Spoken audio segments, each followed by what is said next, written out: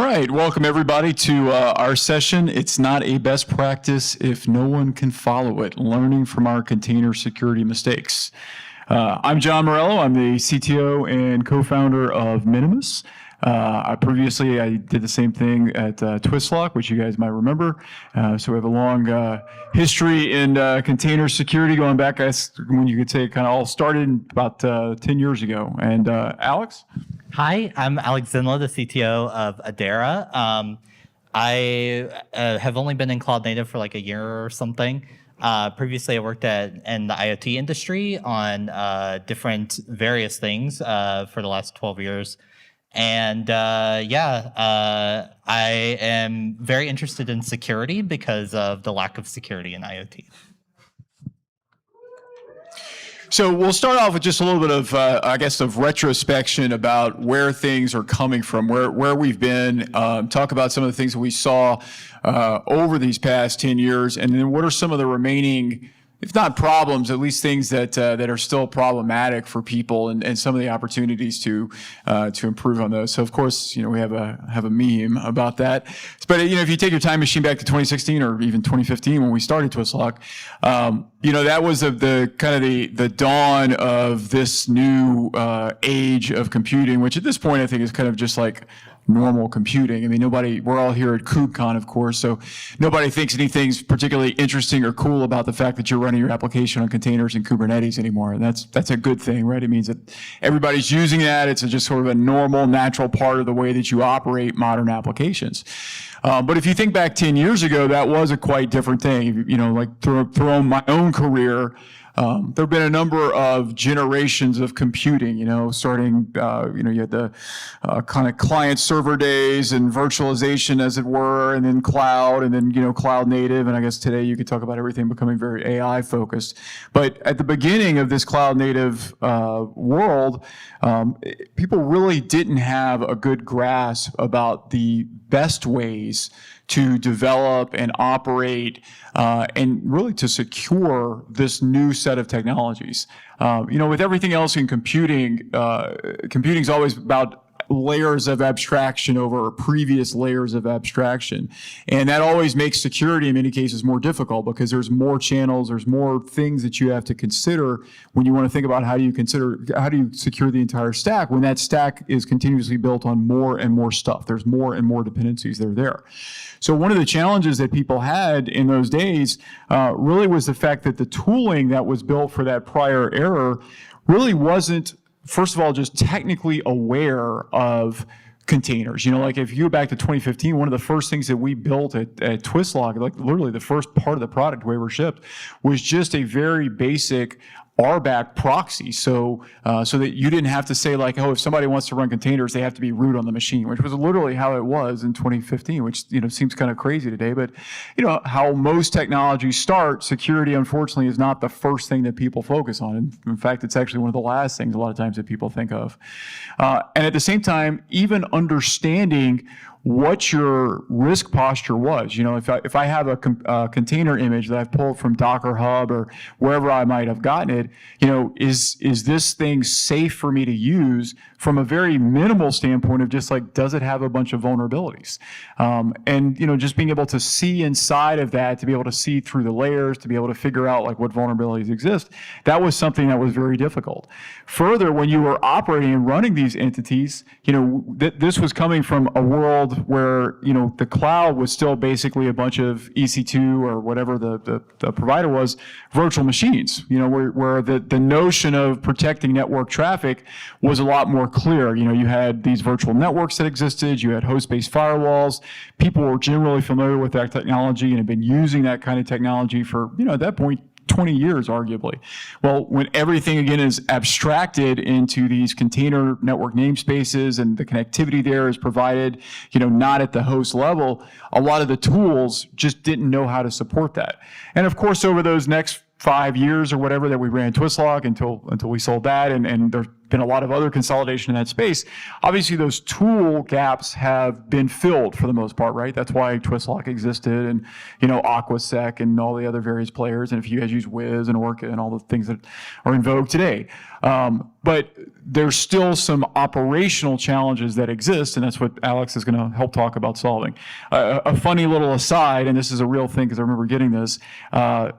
During those early days of Twistlock, we used to get a lot of inquiries from like the port of Abu Dhabi and such places that would be like, "Kind sir, please give me a quote for 10,000 Twistlocks." And we'd be like, "I don't think we have the kind of Twistlocks that you're looking for."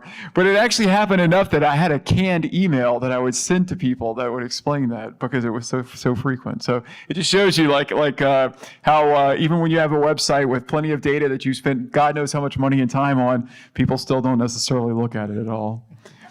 So what were some of the early solutions? Obviously Twistlock being one of those around doing the vulnerability scanning, the microsegmentation, the runtime defense, and so forth. We did, and then also like from a community and more infrastructure layer, Alpine, and there's other players and other technologies of a similar kind of bent. You guys might use Debian Slim, generally same kind of concept with that as well. Of course, there were various other things like Red Hat had or has, I guess, UBI. But the notion of saying like, hey, if we're going to run and build applications that are going to be containerized, we probably don't need a full-blown operating system with all the stuff that goes along with that and all thus the vulnerabilities that pulls in. If we started with something more minimalistic, could we help developers and help everybody ultimately get to a lower risk profile by just not having so much stuff to deal with? And so Alpine was a first step to that. Our current company, Minimus, we're really doing the same, kind of the modern version of that, building everything directly from source on a distroless base layer. But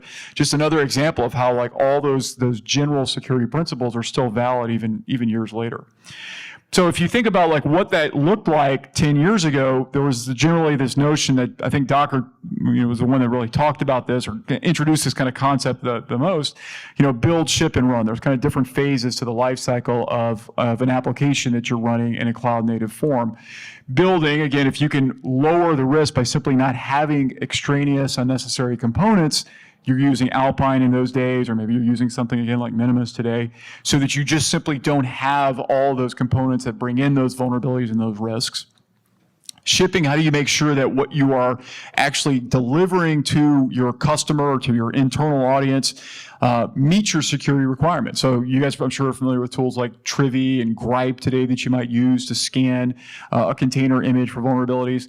The ability to do that, though, not just as a standalone, but to do that as part of your CI pipeline is really critical because, back again in those days, that was a very innovative idea to say that every time I was building the runtime artifact that I was going to actually execute in my environment, that I could actually look for vulnerabilities in that prior to deploying it was really a fundamentally different approach that was not realistically possible for most people before from a security standpoint.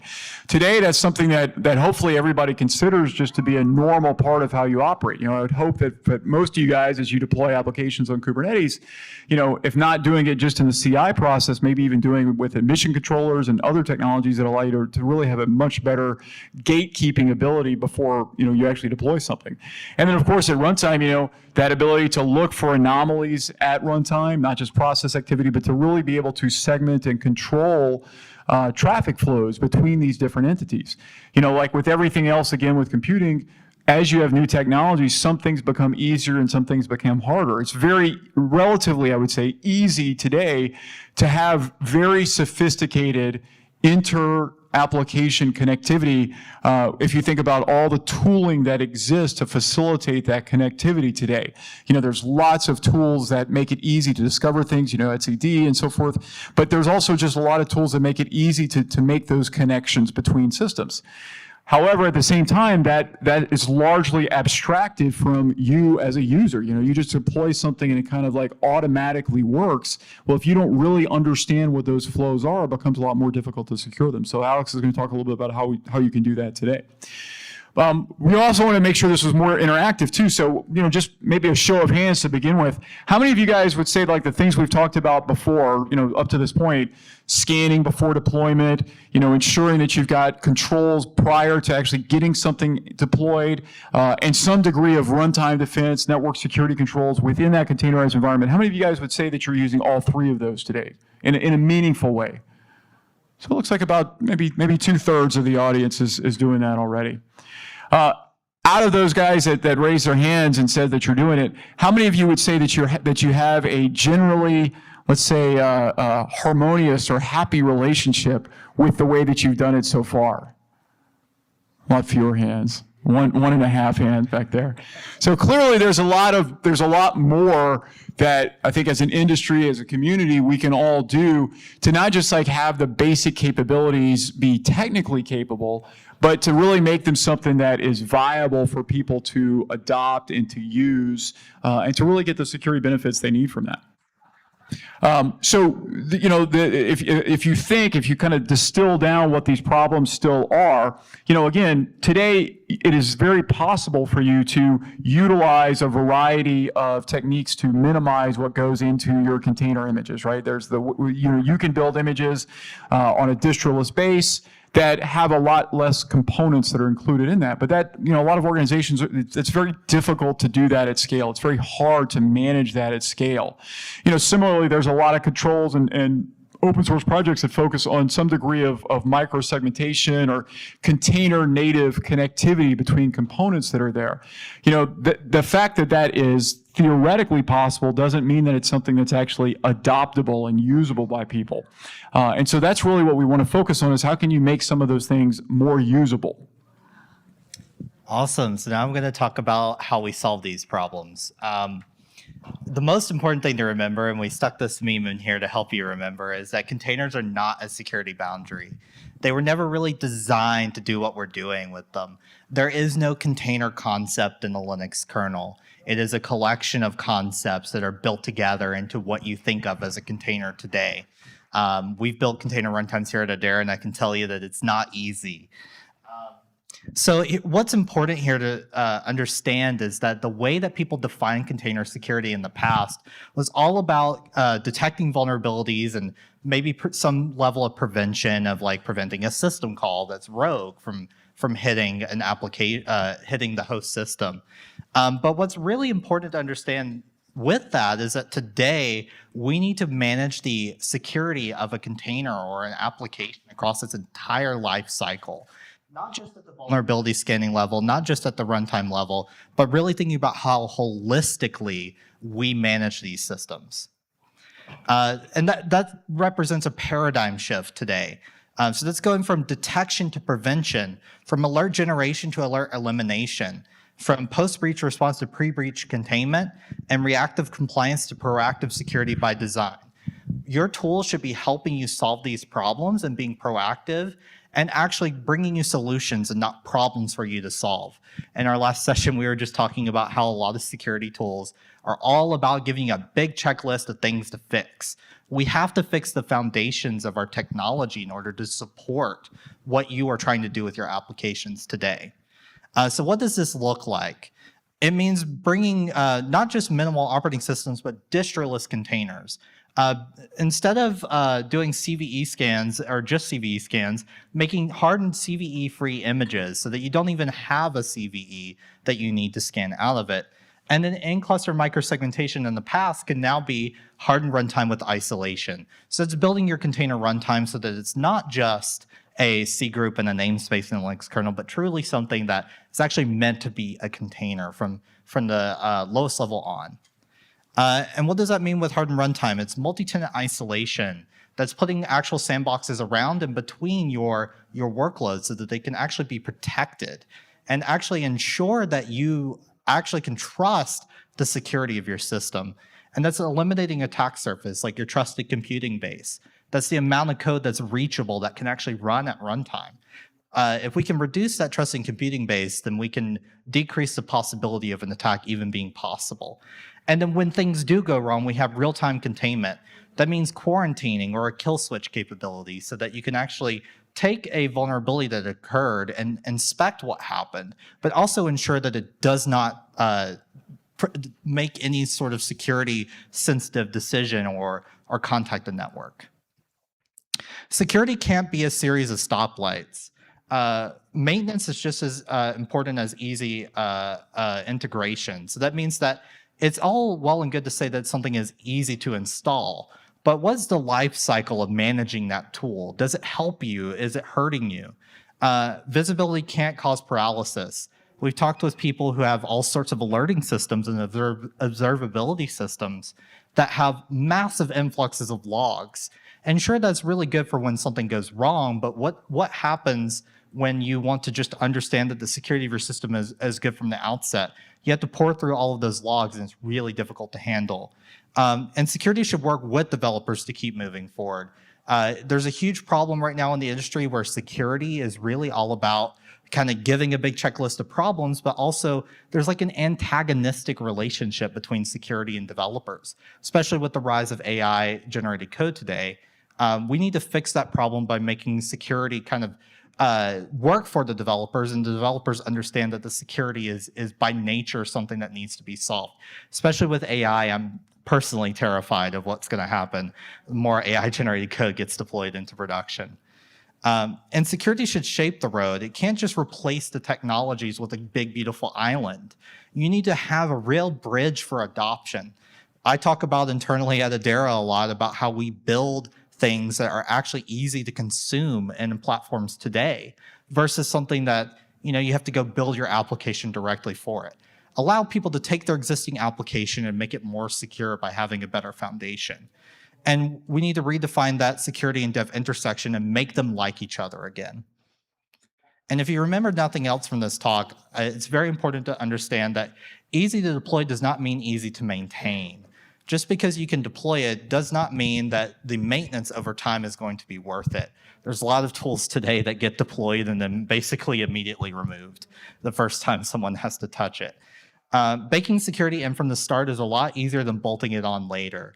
If we give you the right secure foundations, us as people who are working on the infrastructure level, we don't have to have you have a big checklist. We can give you a smaller checklist of little things that are specific to your application, but not just holistic problems that are generally wrong with the security today. And your deployment doesn't stop with containers. You must work across the entire stack to make things better. We recently, just this morning, released a bootloader. We wrote that bootloader because we need the security and more performance out of bootloaders. Just because it's at the lowest level of the system doesn't mean that you should be afraid to attack it, I think, from a performance or security perspective. And I find that it's really important that we look at all layers of the system to solve these problems. Questions? Yeah, we wanted to make it an opportunity for really kind of an ask us anything. We're obviously people that have a lot of experience in this space and have seen it grow and change really since the beginning of it. So any kind of questions that you guys might have about past, present, or future, we'd be happy to talk about. If there's no questions, we had some other ideas we'd ask each other even. Go ahead. So this is my first time really hearing about the term distroless containers. In my head, that sounds like pulling up the sort of bare minimum Linux kernel and enough binaries, but without pulling in like all of Debian Buster or something. Is that kind of? Yeah, actually, the question basically is effectively what is a distroless container, and not to be too pedantic about it, but I would actually describe it as distroless images. The container is kind of the runtime entity that's created that the software and the image executes within. But like the easiest way to think about it, and the reason I say this term specifically is if you think about it as an image, it makes a lot more sense than as a container. So a distroless image is effectively saying like you're going to have an image that only includes the specific components required to do whatever that image is supposed to do. So like as an example, if you have Nginx, you might only have inside of that image the Nginx binary, and a handful of low-level stuff, like libssl and whatever else. And actually, I'm going to use that as a specific example because it's what I usually show when I introduce people to Minimus, and the differences are really stark when you look at it. So for us, again, our images are effectively distroless. if you look at the official Nginx image, like if you were to pull the latest Nginx image from Docker Hub, which is built on Alpine, it has 230 some odd packages in it, and it's like 70 something megs on disk, okay? To run just Nginx. So if you want to just have a hello world, HTML page that comes up, that's generally what you're looking for. And even right now today, if you were to pull the very latest version of Nginx today, you would get something with like 100 some odd vulnerabilities and like 20 or so like high and criticals. Obviously it changes day to day, but roughly something like that. If you build that from a distroless base, and you do so in a thoughtful, purposeful manner, like you're not going to just kind of cheat and just put a shell in there and then all their dependencies and so forth. You want to actually like think through what's really required.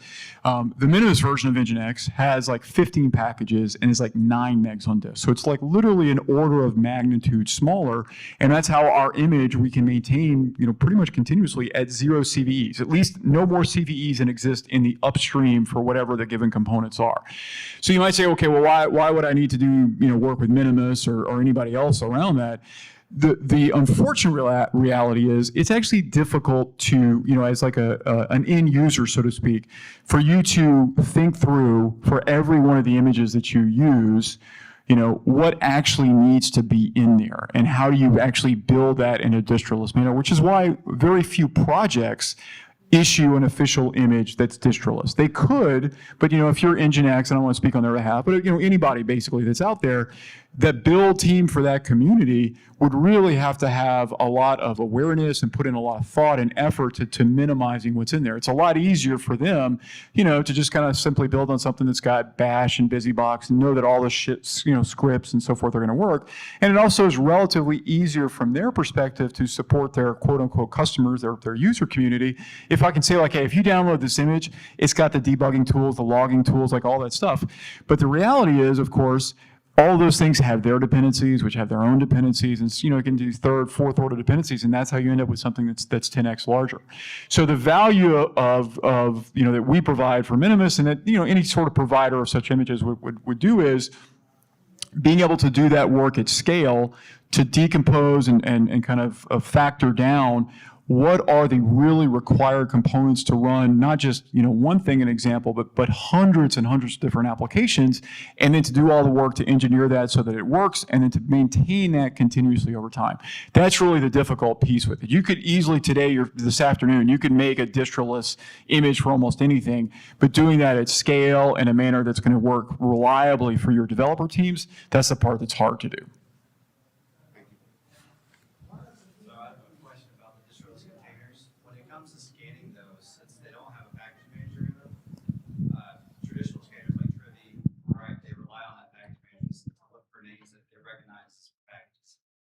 How are you scanning a distroless container or image and getting a reliable result that's not coming back with a false negative? That's a great question. So if it's distroless, it doesn't have a package manager, how are you able to scan that and get reliable, accurate results? It's a great question. And actually, going back to like my Twistlock days, that was actually a hard thing for us. We built like literally the original container vulnerability or image vulnerability scanning tools.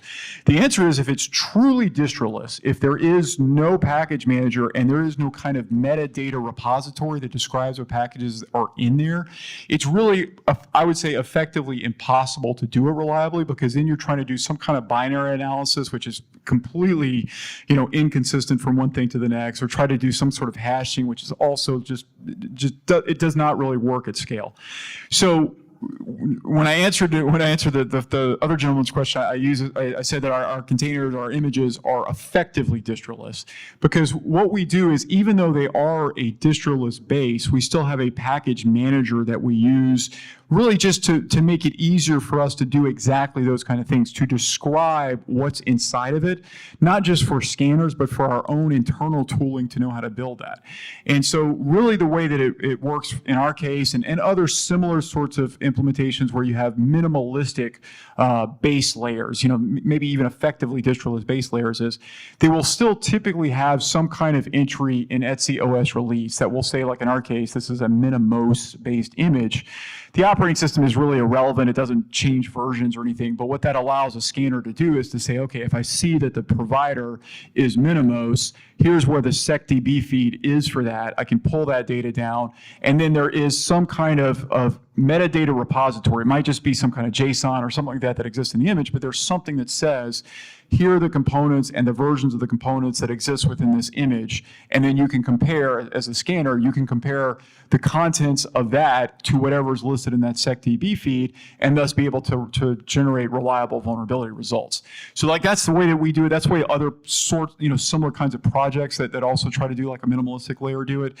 Because if it's like truly going back to like the original, Google vision of distroless, where it is literally just completely empty file system to which you copy binaries, you really can't scan it reliably. And actually, I remember when that first came out, I think it was around 2017, it got a lot of interest because, it was backed by Google, and it seems like, as a security person, it seems very desirable. Like, it seems like a great idea. But I think, to me, one of the reasons that truly distroless images never got much traction in the marketplace was because scanners can't do it reliably. So like you literally just didn't know what you even had in those images. And if you're a security team, like, that's not really acceptable, right? You can't just kind of say like, well, I'm using the version of Nginx distroless from last month, and I don't think it has any vulnerabilities. I haven't read about any new vulnerabilities that have come out since then. Like, that's not a way anybody's going to want to operate.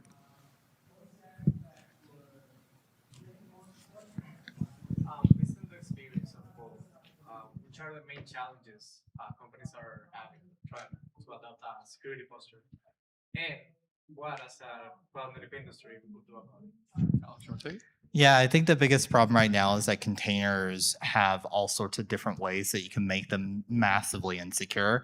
We're talking Docker and Docker. We're talking, dangerous capabilities in containers and things like that. I'm seeing a lot of problems where, especially CI systems, are extremely insecure from the outset. We're seeing a lot of interest in solving those problems by having new container runtimes and new container technologies. So personally, that's what I'm seeing a lot. Also seeing a lot of interest in building out new mechanisms for policies that don't require the manual editing that we used to have to do, but rather are auto-generated and things like that. Yeah. And I think this is the last question because we're out of time here, but the other thing that I would add to that is I think that one of the challenges that still really has not yet been solved well, but I know Alex and team are, is it's still really difficult, I think, to manage traffic flows within a cloud native environment. You have things like Trafic and so forth, but to me, I feel like most of the tooling for that has been designed more to enable easier traffic flows and less about securing traffic flows and inspecting traffic flows. And that's one of the challenges. Like, if you're coming at this from a security standpoint, when you just kind of have this opaque blob of data that's all encapsulated that you can't see into, that's like now, really the predominant data that you're worried about for the data plane of your application. To me, that's a real decrease in the relative level of visibility and control that you had before.